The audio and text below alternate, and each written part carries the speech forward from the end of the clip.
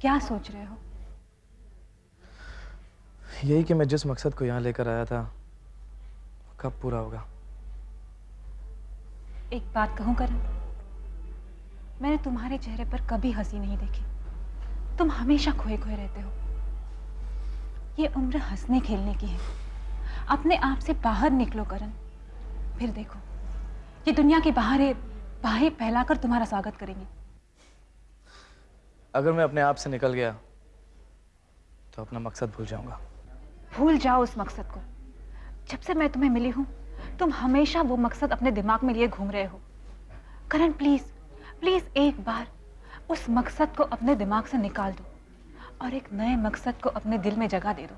मैं तुमसे पहले भी कह चुका हूं डॉली, प्यार, मोहब्बत, रिश्ते, जज्बात, इन सब के लिए मेरे दिल में जगह नहीं है। आखिर क्यों क्यों तुम सच्चाई से दूर भागते हो? मैं जानती हूँ करण, तुम मन ही मन में मुझसे प्यार करते हो, लेकिन सिर्फ कहने से डरते हो। लेकिन क्यों क्यों डरते हो? किससे डरते हो? Tell me Karan, I need to know. मुझे जवाब दो करण प्लीज। डॉली, डॉली मैं आग हूं, आग। मुझसे मत खेलो वरना जल जाओगी, समझी?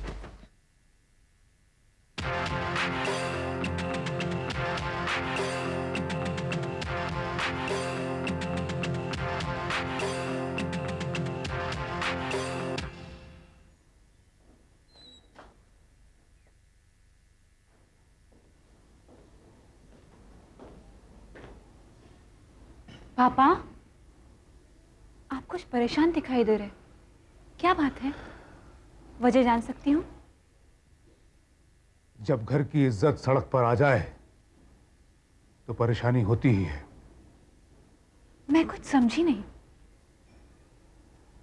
अगर तुम इतनी समझदार होती तो नौबत यहां तक आती ही क्यों? लेकिन पता तो चले क्या बात है। तुम किससे मिलकर आ रही हो? करण से।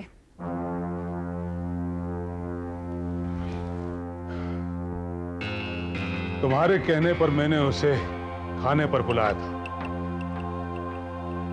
मैंने तुमसे यह भी कहा था कि अगर लड़का मुझे पसंद नहीं आया तो तुम उससे फिर कभी नहीं मिलोगी, जिसके लिए तुमने हां भी कहा था। मैं ठीक कह रहा हूं या नहीं? ठीक कह रहे हैं आप, लेकिन आपने जवाब नहीं दिया, इसलिए तुम ये समझ गई कि तुम्हारे बाप ने तुम्हें खानदान के नाम पर कलंक लगाने की पूरी छूट दे दी। मैंने जवाब नहीं दिया, इसका मतलब तुम्हें खुद समझ जाना चाहिए था।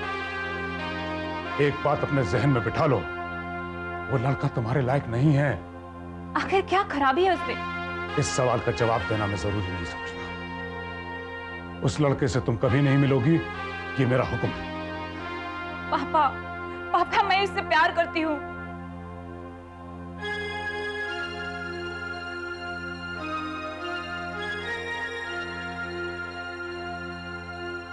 बेशर्म हो गई हो तुम। अपने बाप के सामने अपने प्यार का इजहार करती हो। मैं तुम्हें ताकीद करता हूं डॉली, अपने दिमाग से करण का नाम तक निकाल दो। इसी में इस खानदान की भलाई है।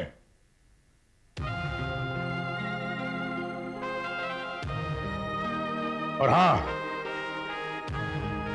जल्द से जल्द मैं तुम्हारे लिए कोई लड़का ढूंढ लूंगा और तुम्हारी शादी करवा दूंगा।